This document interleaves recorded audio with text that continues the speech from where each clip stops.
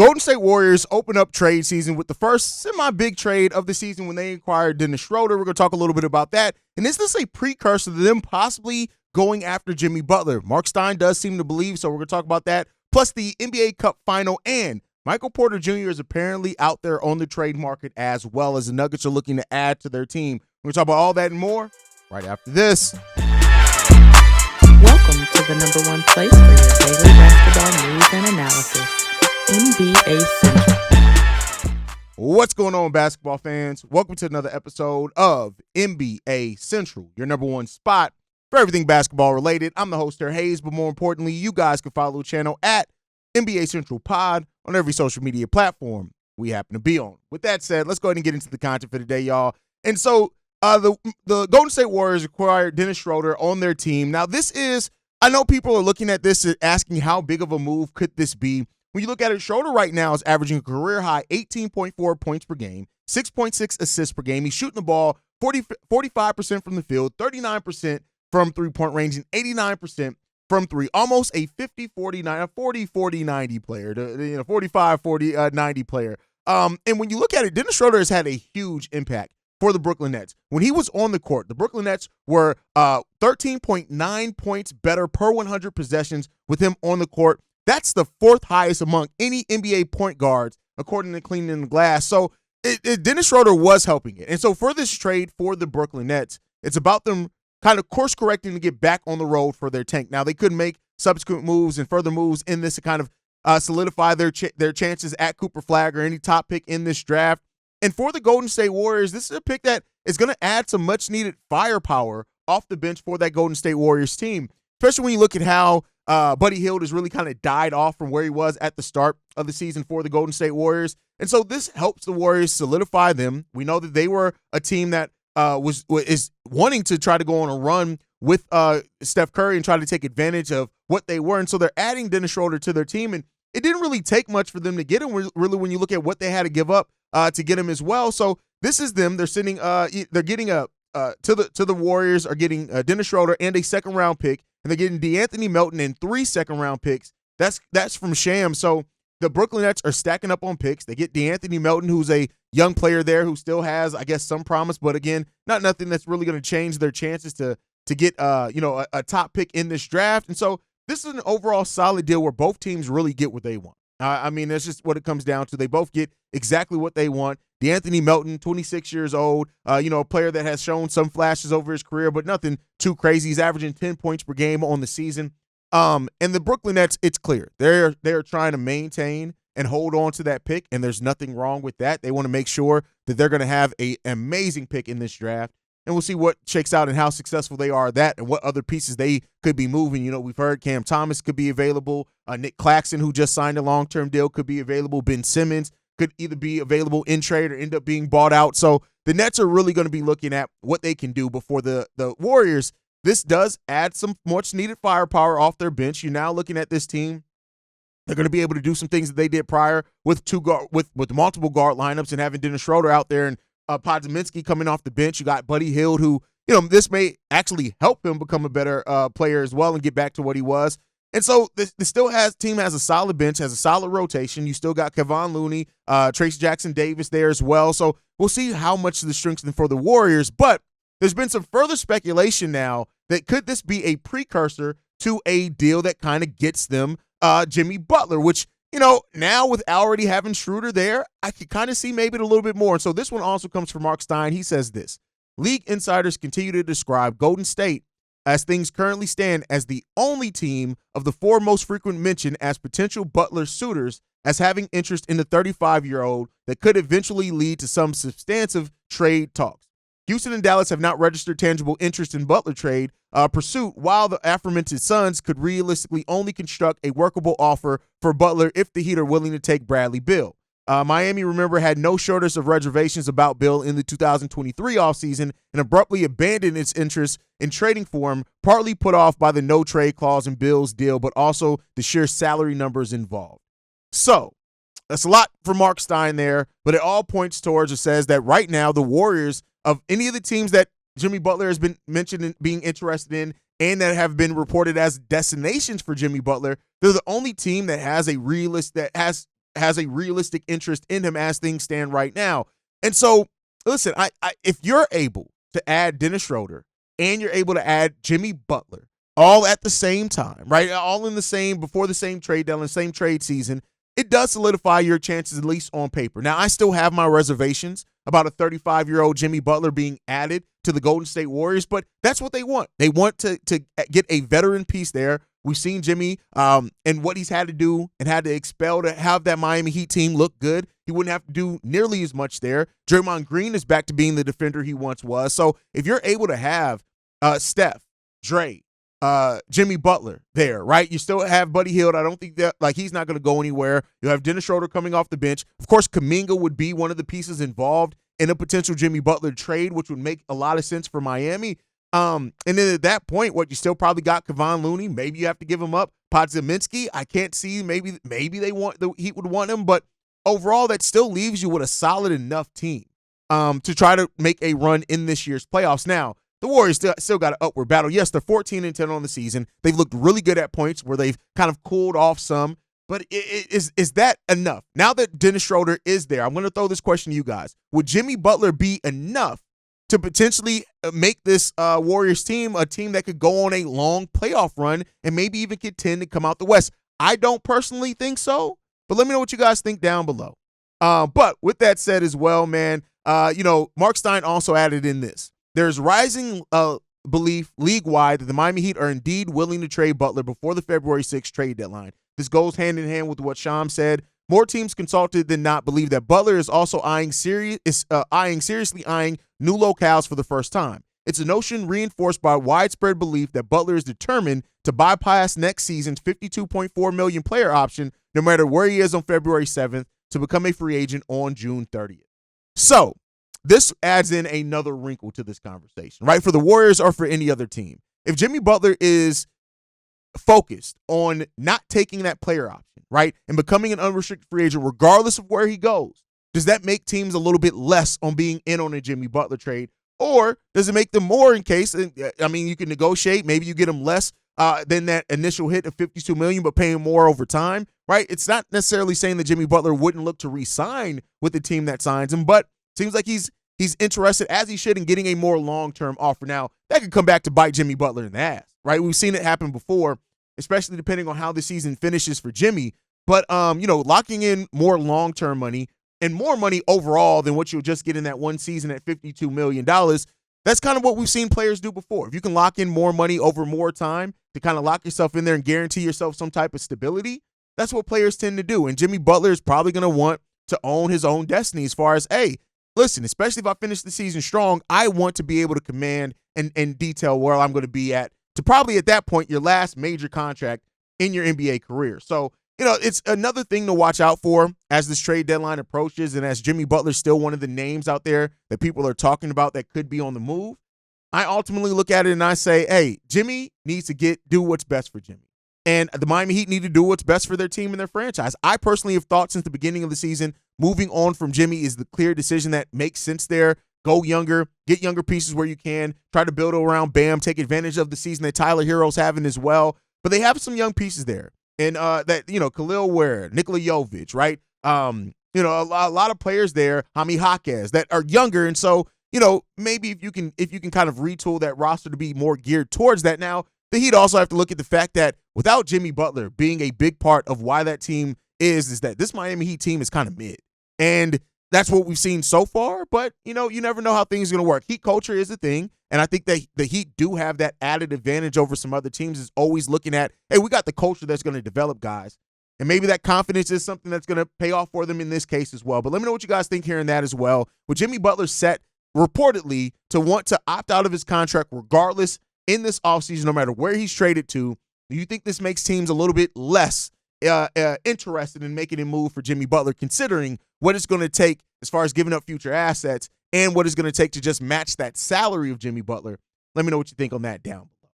Now, another player that could be involved in a trade this offseason, moved from one Western Conference team and talking about the Golden State Warriors and what could happen there to the Denver Nuggets. Reportedly right now that Michael Porter Jr. is starting to gain some trade buzz around that, and the Nuggets are looking to improve their team. And you look at the Nuggets right now, they're 13-10. You look at what they've done, what Jokic has had to be for that team. He's been so good. And despite the game the other night where Jamal Murray led that team in scoring, like Jokic has been the engine that has kept that Denver Nuggets team going. But they're 13-10 on the season. It's not like they're in the middle of the pack right now. They're narrowly avoiding that play-in area as it stands right now. And Michael Porter Jr. is a player that's been playing pretty well for them. You look at the size that he's added, even sometimes the effort that he gives on defense. Notice I said sometimes, not all the time. But Michael Porter Jr. is also their second leading scorer at 19 points per game. And so, if they're looking to move on from Michael Porter Jr. with them re-signing Aaron Gordon, things like that, he does offer their best trade chip. He's averaging 19 points per game, basically, 7 rebounds on 51% shooting, 38% shooting from three, taking 6 of those per game. And so this is not a player that at all is not contributing. He started all 23 games that he's played as well for that team. So, I know there's some health concerns long-term for him, but when you look at him being 26 years old, the size that he brings, the scoring punch that he brings, he is a player that could very well net you something back. But like with all these, Mark Stein throws some salt on that, saying this: the limited trade market witnessed for months for Brandon Ingram, who is also earning $36 million in the final year of his current contract, and whose stats have always been gaudier than Porter's, would suggest that Denver making the 26-year-old available would not automatically generate a high volume of calls. So I completely understand what Mark Stein is pointing out here. If Brandon Ingram is not a player that's necessarily garnering a lot of attention out on the trade market, and we've known that the Pelicans have had to fix kind of the makeup of that roster for a while now, what makes the Nuggets think that they can get anything back substantial for Michael Porter Jr.? And that is a fair question. And I'd say this: there are some players out there that would make some sense. And not just because I'm a Bulls fan. You guys see the Bulls head behind me. This is not a Chicago Bulls podcast, despite what some of you guys said in the comments. Always new people coming in saying shit. But with that said, is that Zach LaVine could make some sense for this Denver Nuggets team, especially as a player that is now fitting in more and showing. Now, of course, there's injury concerns. Of course, there's contract concerns. We look at him making almost $50 million by the end of that deal. But when you look at it, Michael Porter Jr. has 2 years left on his contract after this year. About the same amount that Zach LaVine makes. Now, Zach LaVine doesn't have the size that Michael Porter Jr. does at all. And so would he be somebody that the Nuggets could be interested? I know that the Bulls would be interested in getting Michael Porter Jr. back just because it'd probably be the best thing that they're offered. Yes, it's still long-term money, and part of the reason they're looking to move off of Zach is that long-term money. But Michael Porter Jr. is making $16 million less than Michael Porter Jr. But even outside of the Zach LaVine portion of it, it really depends on what the target is there for the Denver Nuggets in a case like that. And, they could get some interest, but would it be interest that is worth them moving off of that contract? That's the question that all stems out from here. And that's what the Nuggets have to find and look for themselves out in the trade market. They could very well, if they're trying to improve their team, they could find something, but it's going to mean them having to part with some future assets. It's not going to be just Michael Porter Jr., and that's enough to get it done. You look at what Russell Westbrook has been off the bench for that team. Christian Braun has put up solid stats as well for that team. And then you look at what they have to offer as far as picks. They don't have a lot to offer, right? They have their picks is already protected in 2025, 26, and 27, right? So they can't move that. They do have OKC Thunder's pick in 2027. So it's just that with the interesting protections on that pick with OKC and with the Denver Nuggets as well in 2008, 9, and 30, it raises a situation where the Nuggets don't have a lot of draft assets that they can contribute or add in a case like that. And so, we'll see what the Nuggets do. I think that if the Nuggets want to improve their team, their front office has shown they're willing to make deals. No matter how it looks, what it takes, they're willing to do what it takes when they want to improve their team. Now, they have lost some key role players over the past few years as well, which raises even more questions about that, because had you been able to keep any of those guys, you'd be in a much different place right now, right? So, the Nuggets looking to improve. The question is, can you find anything that's better than what Michael Porter Jr. is giving you? Because it's not like Porter's just out there being a high-volume contract that's not contributing. He's your second highest scorer. And so for that, you're going to want something back that makes some sense. And we'll see if the Denver Nuggets can find that value out on the trade market. Now, with that said, let's get into the last topic for today. The NBA Cup final has been set. It's going to be the Milwaukee Bucks versus the OKC Thunder after the Bucks defeated the Atlanta Hawks 110-102. This was, again, the NBA Cup games just continue to be some fun games to watch, in my opinion. You look at Trae Young putting up 35 in that game against the Milwaukee Bucks, but it wasn't enough. You had Giannis Antetokounmpo with 32, Dame Lillard with 25 points as well. Bobby Portis gave 10 points off the bench. But when you have those two guys doing that heavy loading, carrying that heavy load, they're going to be able to win a lot of these games. And the Milwaukee Bucks, of course, are a top-heavy team. Even with Chris Middleton coming back, he hasn't been himself quite yet, if he ever is going to develop into that. They went 9 deep into their bench, and they just did not have an answer for it. When you look at it, the Atlanta Hawks won that first quarter, but then after that, the Milwaukee Bucks came marching back in the second quarter. The Atlanta Hawks then, they won the third quarter 34-27, and then the Milwaukee Bucks, by 9 points in that fourth quarter, they end up winning that. Very fun game to watch when it all came down to it, and that's what this NBA Cup has continued to be for me, at least. I know not everybody's still huge on the NBA Cup. I have been a huge fan of it, even after initially when it was announced, me thinking this is going to be the biggest waste of time. But it hasn't been that. And then you flip it to the OKC Thunder, who the Milwaukee Bucks will be facing. They defeated the Houston Rockets 111-96, and that was a game in which it initially looked like the Houston Rockets were going to come out firing, right? And the OKC Thunder very quickly after, they won every quarter other than the first quarter in this game. And the OKC Thunder, just with their depth, with their defense, and what they're able to do, the different looks that they're able to throw out, it was just hard for them to stop it, especially when the Rockets didn't get a single player scoring at least 20 points in that game, whereas the OKC Thunder had 3 players scoring over 20 and one at 19 in Lou Dort, right? And so Shai Gilgeous-Alexander is on pace to win the MVP of this tournament. And I just think it's almost a foregone conclusion. Give it to him, especially if they do end up winning the final. He's the MVP. I don't really see a case for anything else being made. But now you have a matchup, the Milwaukee Bucks versus the OKC Thunder. And this is going to be a game that is going to come down a lot to coaching and execution. Mike Dangle is a coach that I've learned to not really doubt him. What he's able to do as far as schematically on both sides of the ball, right? Having this team with such versatile defensive weapons as well. And I know a lot of people have made a lot about Alex Caruso not shooting the ball well, but look at it in this game, plus 16, tied for the highest plus minus in that game against the Houston Rockets. Alex Caruso, having him, Isaiah Hartenstein, Lou Dort, Cason Wallace, Aaron Wiggins, and then whenever they get Chet back, which I know right now we're talking about the NBA Cup, you watch out for the ceiling of that team defensively. But I personally think that this OKC Thunder team is going to have too much defensively on top of the offensive firepower that they're able to get, right? That I just don't see the Milwaukee Bucks being able to mess with them. Yes, the Bucks defense has improved tremendously over the course of the season from where it started off at the beginning of the season. But one of the things that the Bucks have had struggles with is young, fast teams. Now, it comes down as well to how well can the OKC Thunder hit their threes, right? That's been one of their Achilles heels on this season. They were 11 for 30 for 36% against the Rockets. If they have one of the games where they just can't hit threes consistently, the Milwaukee Bucks can be in that game. In no way am I counting the Milwaukee Bucks out.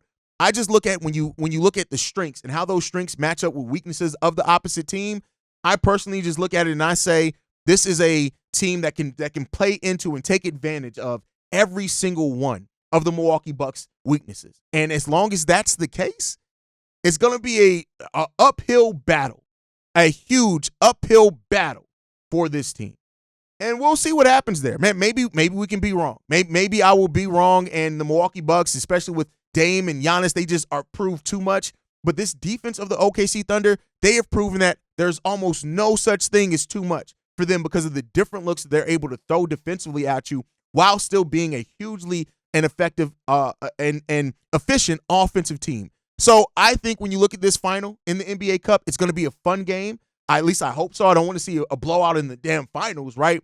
But I think the OKC Thunder, they're going to host up that trophy at the end. They're going to win this Emirates Cup, and it's going to be through the power of their defense, the versatility of their defense, and the leadership and the dynamic play of FSGA. I think those are all going to be things that lead this OKC Thunder team to win against this Milwaukee Bucks team. But I think it's going to be an interesting one.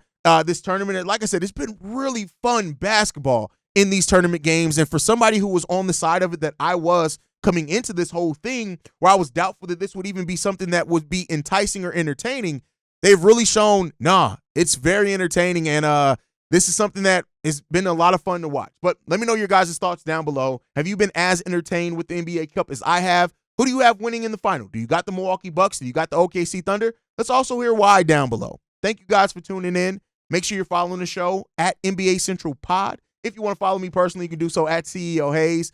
You can also send us any feedback, questions, comments, concerns, NBA Central Show at gmail.com. And then lastly, if you want to leave a text message and or voicemail for the mailbag, the number to do so, 773-270-2799. We are the number one spot for everything basketball related. And I'll see you guys the next time I feel like making a video. Probably tomorrow. Peace, y'all. This has been a presentation of the Breaks Media.